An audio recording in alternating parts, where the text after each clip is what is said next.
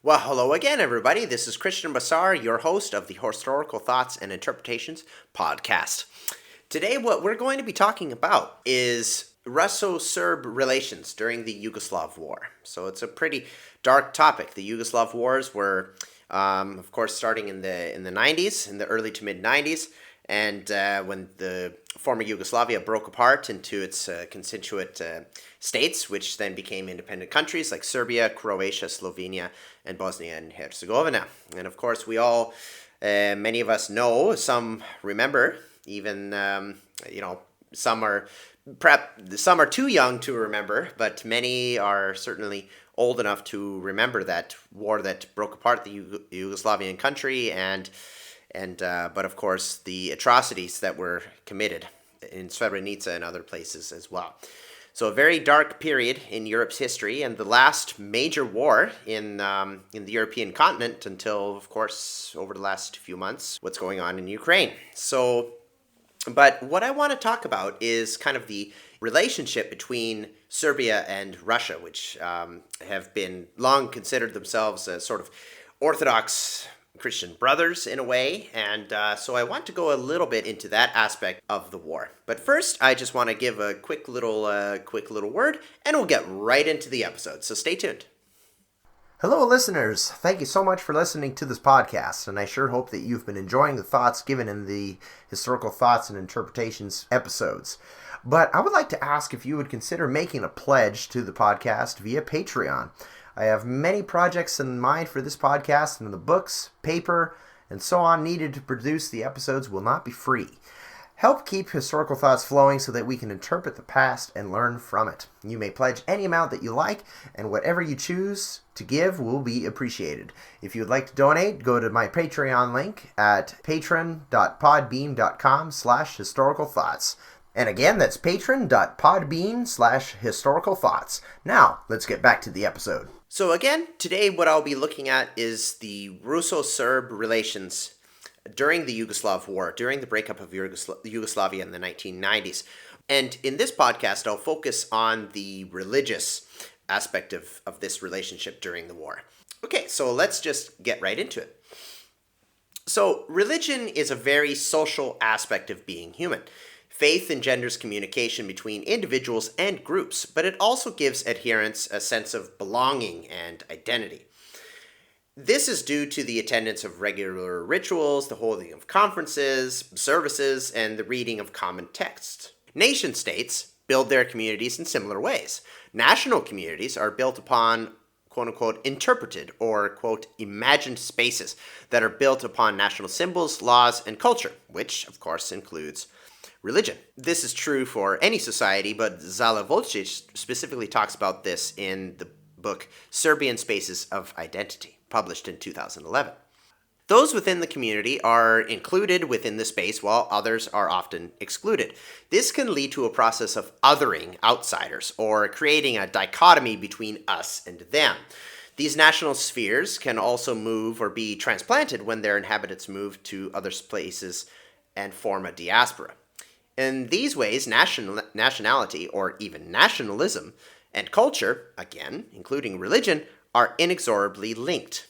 Carl Jung believed that members of any imagined community, whether it be religious, political, national, or otherwise, they will lose individuality, right? So this leads to group action and identity.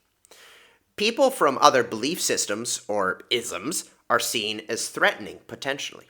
According to this theory, it's believed that individuals will go with the group, so to say, or which may act in direct opposition to the other excluded groups. This can lead to sectarianism, hatred, and even murder. It must be noted, however, that religion and other belief systems can also bind people of different groups together.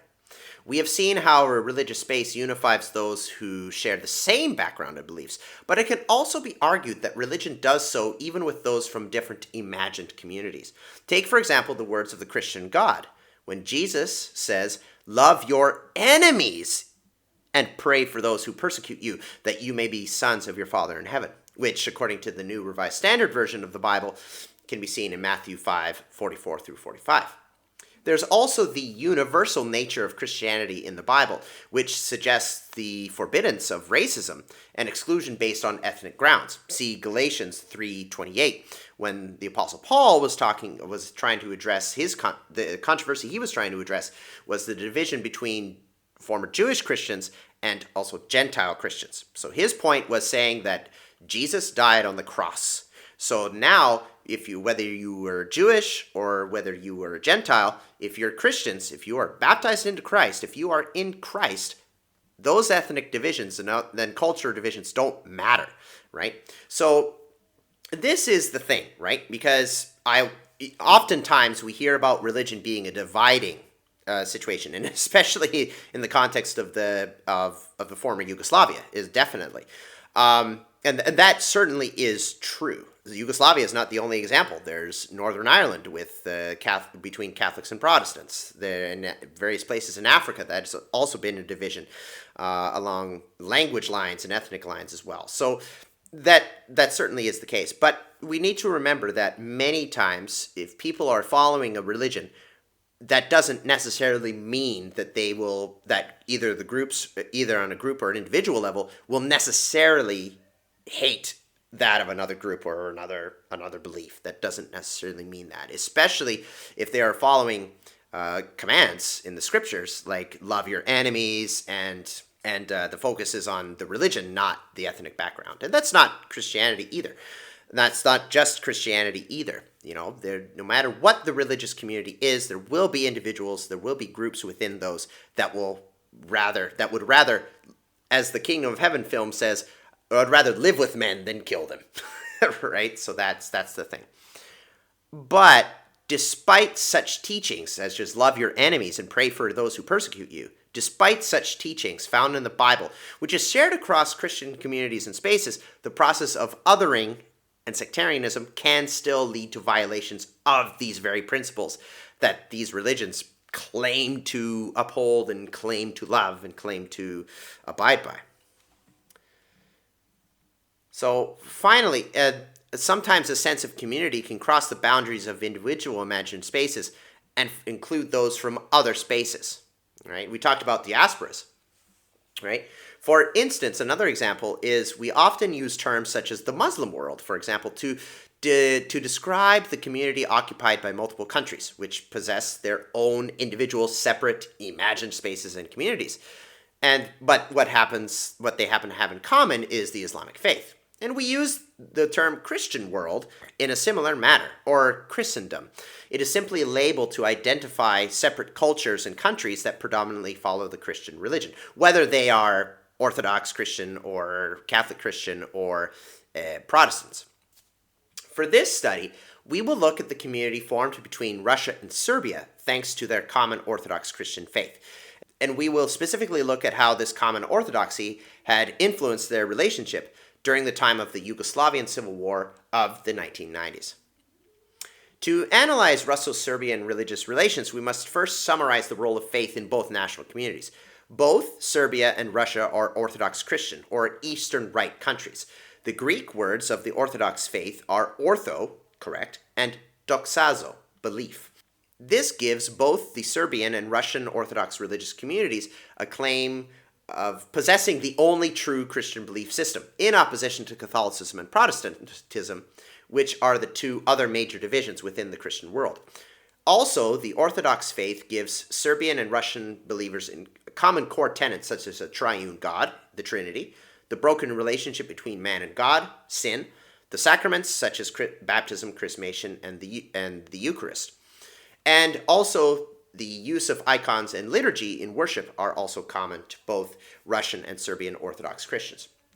Now, again, I must note as well that the idea of the Trinity, the broken relationship between man and God, sin, and in some ways the ideas of sacraments or mysteries, as they're called in Orthodoxy, those Orthodox Christianity shares many of those in common with Catholicism and Protestantism as well. The Orthodox and Catholics will agree on the issues of the Trinity. There'll be little disagreements within that, but overall, yes, The idea that man is sinful and needs to be reconciled to God through Christ. That's a common idea in Orthodoxy, Catholicism, and Protestantism. But, the idea of whether it's faith or faith in works or faith only, then that's where the debate will be. But the basic ideas are still the same. But you won't expect to see icons and liturgy in a Baptist church, right? So there are differences, of course, but the basic ideas of belief in a triune God and God the Son, God the Father, and God the Holy Spirit, that's common among most of these groups. Okay, and in the Orthodox Christian world, going back to the Orthodox Christian world specifically, there's the concept of autocephaly, from a Greek term that implies a self-ruling autonomous organization. This idea results in the existence of multiple Orthodox churches that are distinct from each other based on ethnicity. Hence, there are separate communities, which include the Russian Orthodox Church, hereafter ROC, the Serbian Orthodox Church, which I'll call the SOC, Ukrainian Orthodox Church, UOC, and more. More recently in Ukraine, there was the Orthodox Church of Ukraine, which is sort of a Ukrainian church that was given autocephaly that was not in line with the Moscow Patriarchate, which the Ukrainian Orthodox Church is somewhat more connected with the Moscow Patriarchate. These different churches are all united under the authority of the Ecumenical Patriarch in Istanbul, who is considered the, quote, greatest among equals. The central authority allows each national church to develop its own identity under a local patriarch with the responsibility of managing multiple church regions called dioceses. Yet, in addition to the ecumenical patriarch, Orthodox unity is achieved through the underlying common practice and belief of orthodoxy as previously described, with belief in the Trinity, sin, and so on. Borders, territory, and ethnicity thus do not limit Christ's sacrifices on the cross. Despite the national practice of autocephaly, sacred collectives are created both within the individual Orthodox communities and between them. But again, this is a whole another issue. There is a lot of issue between those churches as well. Like I briefly mentioned, the Orthodox Church of Ukraine and the Ukrainian Orthodox Church. Yes, different organizations. And so there's a lot of issues between them, but also not only with the UOC's alleged ties to Moscow and everything like that, but also, of course, with the war happening in Ukraine, that is also another issue.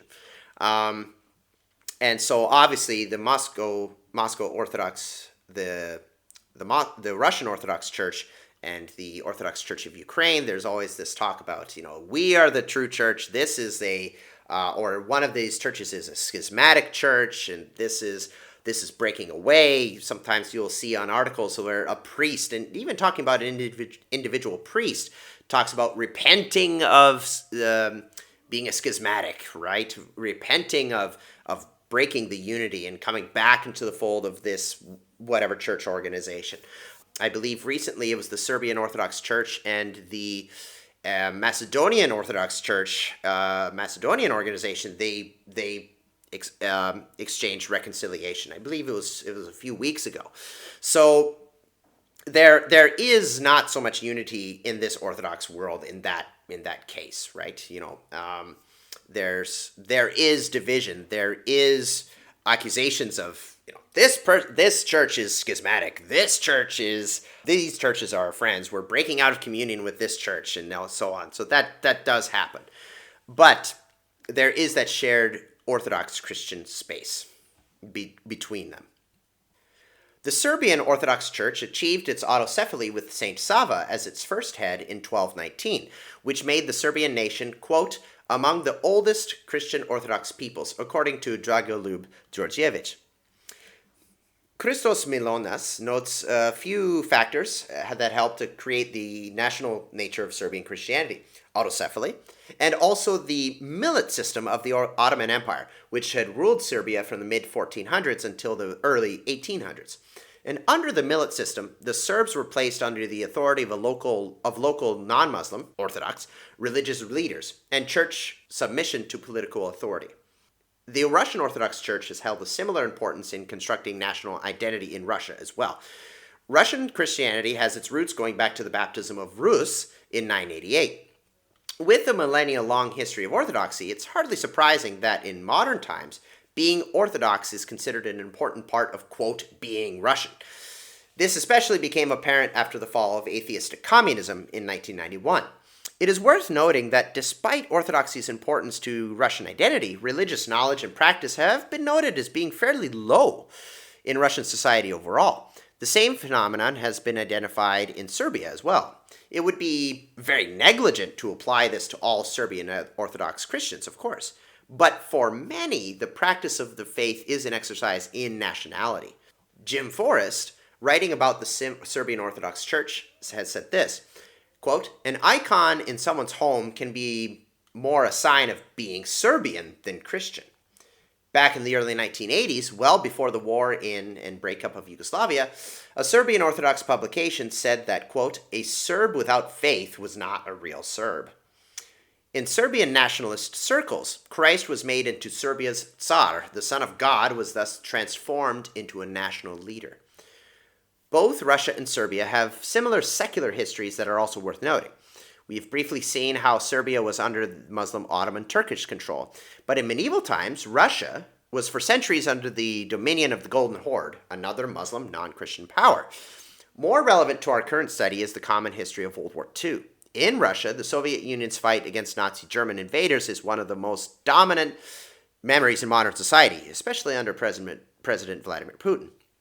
In Serbia, the memory of World War II is a bit more complicated because of the fighting between Marshal Tito's communist partisans, the fascist Croatian Ustaša regime, and monarchist Chetniks.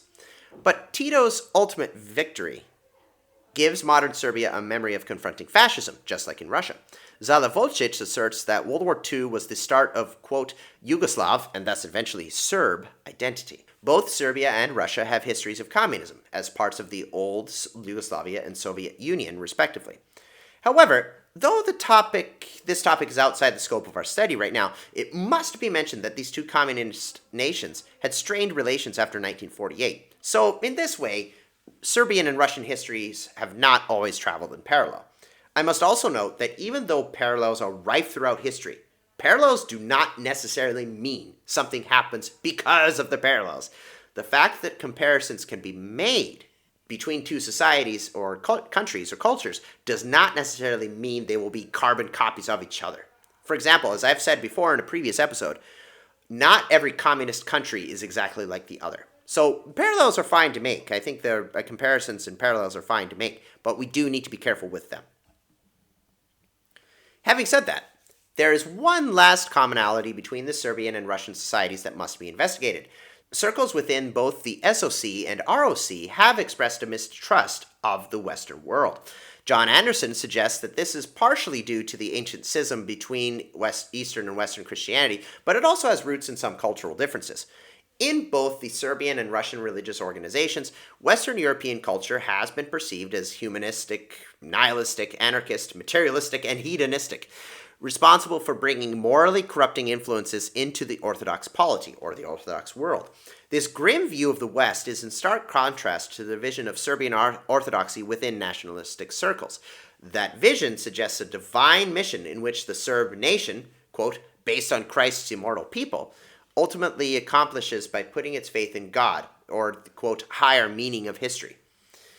According to this view, Serbia is a Christian kingdom that need not fear persecution or destruction from the West or any other source. In fact, such trials are to be embraced. If Christ is our Tsar, this ideology says, why should we fear persecution from the enemy West or another adversary? An example of these hardships inflicted upon the Serbian nation was the Battle of Kosovo, a battle in 1389 in which the Turks defeated the Serbs.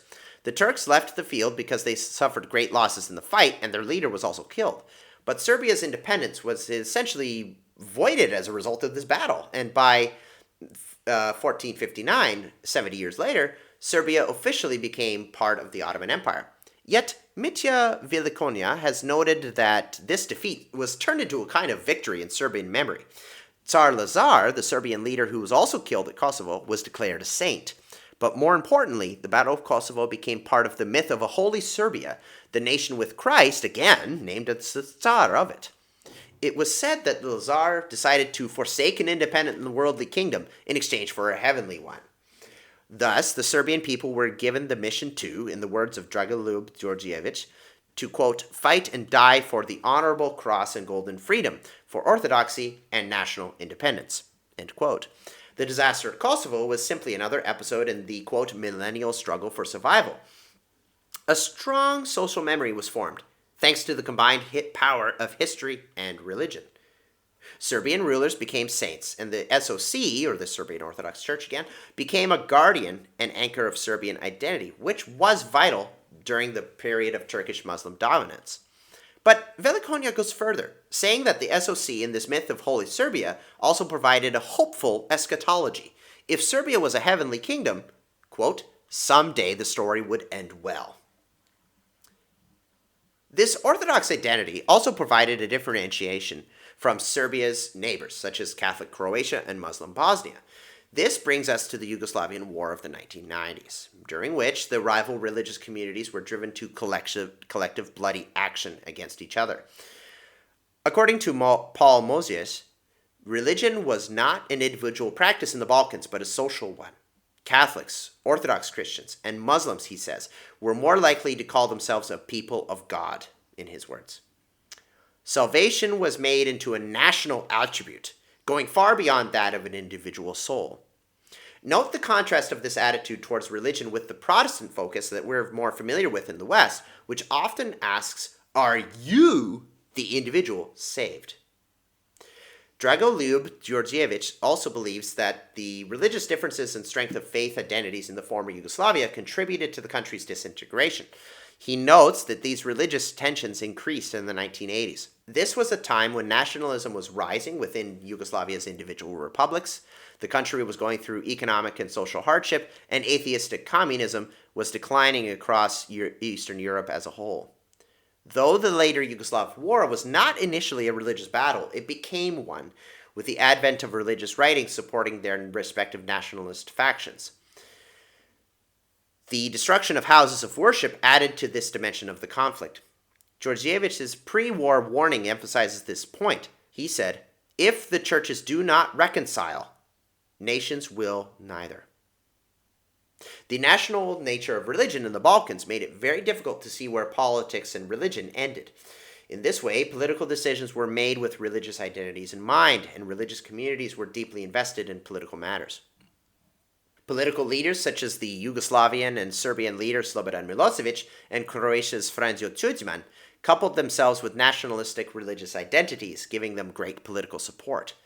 During the war, it was reported that the SOC cooperated with the nationalist leader of the Bosnian Serbs, Radovan Karadzic. The Serbian church was also noted for spreading the idea that Muslim Bosnians and Catholic Croats were mounting a conspiracy against the Serbs. This tied into the East-West dichotomy we looked at earlier. Serbian religious publications felt that they could not trust non-Orthodox countries to help them against Catholic enemies. In some publications, for example, the Serbian people were painted as victims because of a poor international opinion of them and a perceived smear campaign against them. For example, according to an article by Dimitrije Kalezic about the wartime Serbian Orthodox Church, it was perceived that the Serbs were immediately blamed and only the Serbs were accused, quote, for the July 1995 massacre at Srebrenica. Even though it acknowledged that Muslims were hurt at Srebrenica, one Serbian article even asserted that the accusation against Serbs of committing a massacre or genocide was false, adding to the narrative of Serbian national victimhood. The SOC maintained that the Serbs were fighting a defensive war, and Serbian atrocities were condemned as mere excesses, not planned genocides or not planned massacres. Now that we have seen a little bit of religion's role in the Yugoslavian War, at least mostly from the Serbian side, we can look at how Serbian and Russian relations played their part in this. During the conflict, there was the idea of ancestral allies, so to say. The Croats' culture typically made them side with the Western world, while the Serbs' Orthodox ties with Russia made them natural allies, according to this view of ancestral allies. This alliance resulted in Russian shows of support for Serbian nationalist claims. In 1984, well before the war, when the SOC was printing articles appealing for Serbian minorities in Kosovo, the Russian Orthodox Church patriarch of the time, Pimen, visited the region with great applause and adoration from his Serbian hosts. This was a continuation of the 19th century tradition of Serbians writing petitions to the Russian Tsars. 15 years later, in 1999, during NATO's bombing campaign against Serbia over the Kosovo crisis, Russian Patriarch Alexei II lamented NATO's actions and declared Kosovo a, quote, Serbian and Orthodox holy ground. Katja Richters has also noted some articles written by a Russian religious body called the Department for Relations with the Armed Forces and Law Enforcement Agencies, or DRAFLI. These pieces discuss the destruction of Serbian Orthodox sites by, quote, Islamicized Albanians, depicting Albanian Muslims as enemies of the Serbs. Now, I personally find this a rather interesting irony, because Islam is officially considered a traditional faith in Russia. One thing I have in mind, though, as I say this, that this was in the late 1990s, and this was when Russia was still dealing with the wars in Chechnya, right? Now the situation, today, the situation is completely different, as Chechnya is a major Russian ally, and, well, Chechnya is part of Russia, but the Chechen government is a major Russian ally, and Chechen soldiers are fighting in Russia's offensive in Ukraine. So the situation's quite a bit different, I would say, than the late 1990s. Besides intellectual and ideological support, there was some very real interaction between Russian and Serbian interests during the Yugoslavian conflict. One SOC article from the time noted how other Orthodox churches and non-Orthodox organizations were contacted to follow the Serbian church's example of offering aid to all who needed help. It also spoke of how the ROC, the Russian Orthodox Church, along with the Romanian Orthodox Patriarch and even non-Orthodox clergy, were invited to meet in Sarajevo, Bosnia, to observe the wartime conditions. This piece also did not fail to mention how the Catholic Archbishop of Zagreb and a Muslim leader as well were not present. Russians also offered military aid to the Serb cause. Janusz Bugajski mentions how in August 1991, a $2 billion Soviet Yugoslavian arms deal fell through because of the 1991 communist coup attempt in the soon-to-collapse Soviet Union. Though the Yugoslavian president Milosevic supported the coup, this disagreement was quickly resolved when Yugoslavia's very existence became a priority. Throughout the 1990s, Russian weapon systems made their way into Serbian hands. Though this support was somewhat limited, Bugajski says, due to Russian fears of provoking NATO. Back then, Russian-NATO relations were somewhat different and better than nowadays. During the Yugoslavian breakup in the early to mid-1990s and the Kosovo crisis a few years later, Russian volunteers known as kontraktniki joined the Serbian fighters. They guarded convoys and smuggled supplies, but they also participated in the fighting, with one Russian general even taking command of a unit in Serbian Krajina. Approximately 2,000 to 3,000 kontraktniki ended up in the Yugoslav War, with the Serbian Interior Ministry and Slobodan Milosevic's brother, Borislav, having an active hand in recruitment. And at that time, he was the Serbian ambassador to the Russian Federation. There has been debate over whether these Russian fighters were mercenaries, which is technically illegal under Russian law, or volunteers. It's all about wording sometimes. The economic hardships Russia suffered during the 1990s made it easier for some to decide to fight abroad. But Russians were also outraged over Western attacks on Serbia and wanted to fight for a, quote, Orthodox little sister. For some, the desire to fight for Orthodoxy and Slavic Brotherhood was stronger than the need for money. In 2003, a Bosnian news source stated that additional kontraktniki even came from Orthodox Ukraine, Greece, and Romania, not just Russia. In these ways, the Russian and Serbian societies interacted during times of strife in the Balkans. Due to their common Orthodox faith, similar histories, and shared distrust of the West, it is easy to see how nationalistically minded Russians and Serbian believers would find common cause against Catholic Croats, Bosnian Muslims, and intervening Western powers. These commonalities led to both moral and military support from Russians who wished to defend Serbia. In such an ideologically charged conflict as the Yugoslavia's breakup, such interaction between the Russian and Serbian imagined spaces is indeed unsurprising. So I just want to spend a little bit of time before the end to comment on some other things that I might not have mentioned during the rest of the episode. So the former Yugoslav world, Croatia, Slovenia, Serbia, Bosnia, Herzegovina, Montenegro, all those other countries in that area that made up the former Yugoslavia, there was quite a lot of religious mixing, as we've talked about. So, for example, of course, the simple matter is that the Serbs are Orthodox Christian, Croats and Slovenians are Catholic Christian, and Bosnians are Muslims, and so on.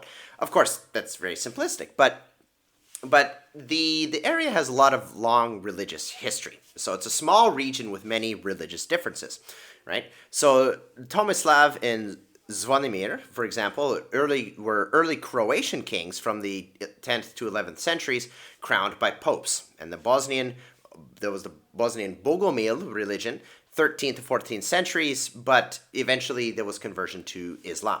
Serbia was Christianized in the 9th century, but with the formation of the autocephalous Serbian Orthodox Church in the 13th century, right? So they have a lot of long religious history. And by the Renaissance period, religion here was more important to identity than the idea of a nation state, right? So that was and also, what's important to remember is that I think we touched on this a little bit during the episode, like with Serbia and the Ottoman Empire. But a lot of the countries and the cultures in this area had gone through a time of occupation or submission to foreign empires. We mentioned Serbia and the Ottomans, but also the Croats were under the Austro-Hungarian Empire for centuries as well. So, and that was kind of a battleground. What is now modern Croatia was also a bit of a battleground between the Austro-Hungarian Empire and the Ottoman Turks as well. And there was a fair amount of influence upon Croatia from what is now Croatia from the Venetians as well, from Italy. So, but we don't want to go too far into that right now. But the idea is that there were a lot of long religious histories, different religious histories in a small area. And so that's where a lot of the, for those who want to have an excuse for hatred, and that's what it is, to use religious difference as an excuse for hatred. When people choose to do that, and if you have people with that mindset in such a small area, nationalism altogether added on top, there's a problem, all right? So it's a small area with a lot of different religious beliefs inside it. And also, just a very quick comment on Russia and Serbia having common history. Again, both being Orthodox countries, both around the same time. Serbia was Christianized again in the 9th century, and Russia, what is now Russia, successor state to the medieval Kievan Rus, and with Kiev, of course, now being in modern Ukraine, being Christianized in 988 in the late 10th century.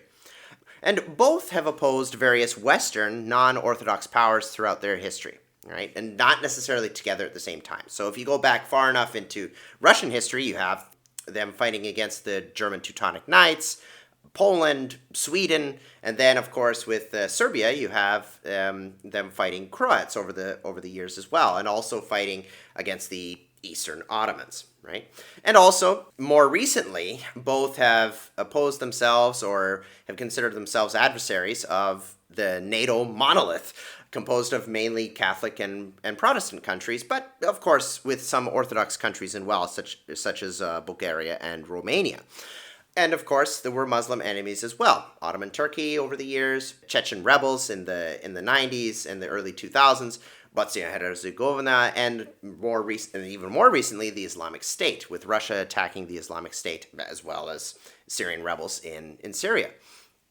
And so this is part of the common East-West dichotomy as well. Early Serbia, for example, was described as equidistant between the Byzantine and Roman centers of church and political power, but definitely choosing the Eastern Christian path of converting to Orthodoxy instead of Catholicism. And of course, there's an interesting thing about World War II. I remember mentioning both of them had connections with World War II. Both Russia and modern-day Serbia have great memories of World War II, fighting fascism, fighting a Western fascist country, Germany, and its allies. And so Yugoslav partisans under Marshal Josip Tito fought the Axis powers, including the local Ustasha regime, which headed the independent state of Croatia. And the Russian Orthodox Church at the time mentioned Axis persecutions of Orthodox clergy in Serbia as well. For example, the Serbian Orthodox Church Patriarch Gabriel, whom the Germans had dethroned and imprisoned. So that was another common area where both Russia and Serbia had common memory of World War II. And then this brought us to memories of fascism in the more modern period. So the Metropolitan of Montenegro compared the NATO bombings of Kosovo in 1999 to the Crusades, for example, in which Western Catholic fighters had sacked Constantinople, and which was the traditional capital of Eastern Christianity.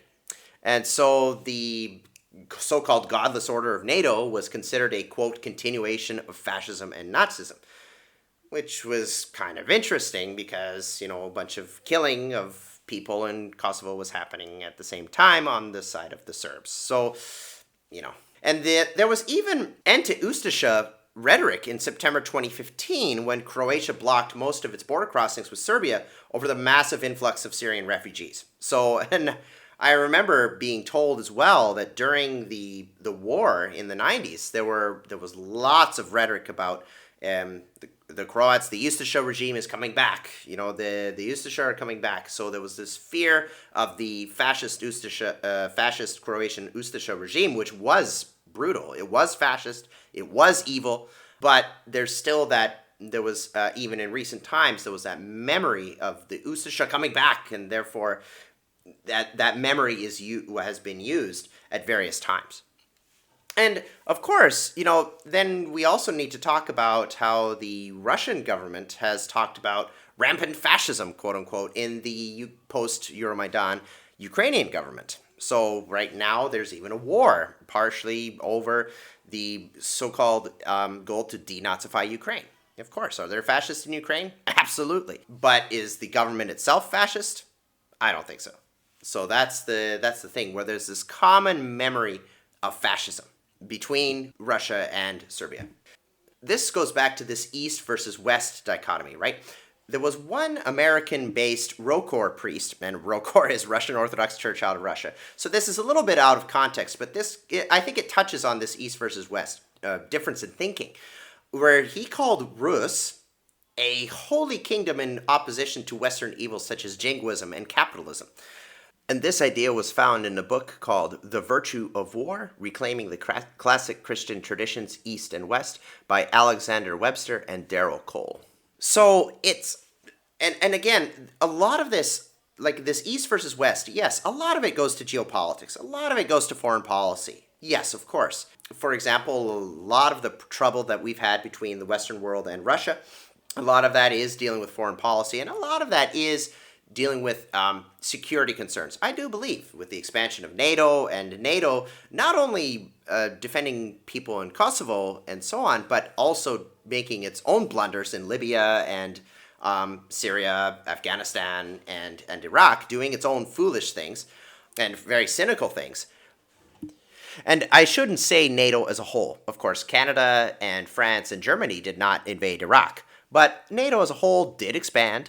NATO as a whole did attack Libya in 2011, and many NATO countries, under the leadership of the United States, went into Iraq on its own volition in 2003. But also there is an element of culture, society, and morality here. Certainly when it comes to people feeling that might have more nationalist views in a religious organization. For example, like someone in the Orthodox Church, either Serbian or Russian, again, not everyone, but they might see the Western world as trying to create the human individual to be God, right? And thus leading to things like nihilism and everything like that. So while that person will want to focus on creating, again, kind of a heavenly kingdom, or creating my nation to be a godly place, right? One that rejects jingoism and capitalism, right? So according to these views. And of course, not every person is going to think this way, and there are many people in the West who also decry the Western world for what they see as wrong and immoral.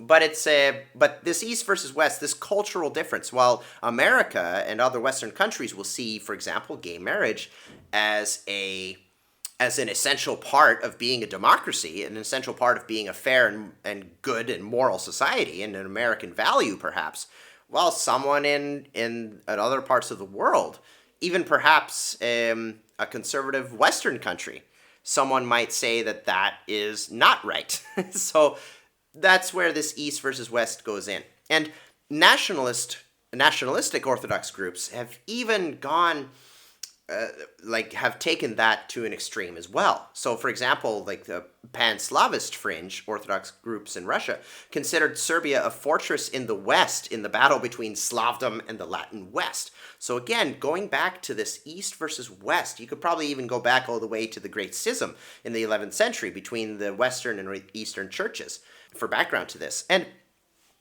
Alexander Plekhanov, he headed a group called the Orthodox Communists. He was Russian, but he defined something as quote unquote Orthodox, not if it was Orthodox Christian, but if it was Soviet or anti-liberal. This included Serbia's Slobodan Milosevic and even North Korea's Kim Jong-il. So this is where it gets really interesting in kind of a dark way. But this goes back to this East versus West, where people will see my culture is against this other culture. This other culture thinks that an evil thing is right, and I think that evil thing is evil. All right, so that's where it is, and a lot of this goes back to cultural views of what is permissible. That goes beyond just this podcast episode. But in any case, those are some of the end notes, if you will, I'd like to finish with. But either way, I just want to say at the end, I always like to end my episodes with kind of a lesson, I guess, a life lesson. I should start calling this the Historical Dad podcast. But the thing is, no matter what belief system you hold to, no matter whether you are a Christian, a Muslim, or anything else, or an atheist of whatever beliefs you have, just please make sure that whatever you do, that you love each other and you care for each other. That's the thing. We've been talking about things like genocides and everything like that. And also with this war in Ukraine, a lot of evil has been leading up to that. And a lot of evil has been done as well. And this is where, you should not succumb to hate in any way. You should not let a country's leaders or anything like that lead you to a hateful attitude. Forget hateful action. Don't even have a hateful attitude, right? This is and a lot of things will come back. We'll have a memory of something that when a society eats memory, and that's what they live on, that can be memory is very important. Memory is very important. Social memory and personal memory is very important, absolutely. But you need to make sure that how you act on a memory is a good way, that you treat your fellow man with care and respect. That's all we need to do. And a lot of people and nationalists and whether they be in Russia, Serbia, Croatia, America, wherever they are, often forget this, or they say that it is their duty to hurt someone of another faith or another religion or another nationality because they're not us. But that's what we shouldn't be like that. And that's me ending as on a particular serious note, but I believe it's important. We need to make sure that we use our memory to propel us to do good things, and that we care for each other no matter what they are, what group they are. That's what we need to do. And with that, thank you so much for listening. This is the 40th podcast episode. Can you imagine that? Oof, it's nice having 40 episodes out there. But I appreciate all you listening. I appreciate all your support and comments and everything. And I hope you're having a great day. And I hope that you are doing well. And I hope that you're taking care of yourself and each other. Bye bye, and we'll take care and keep well.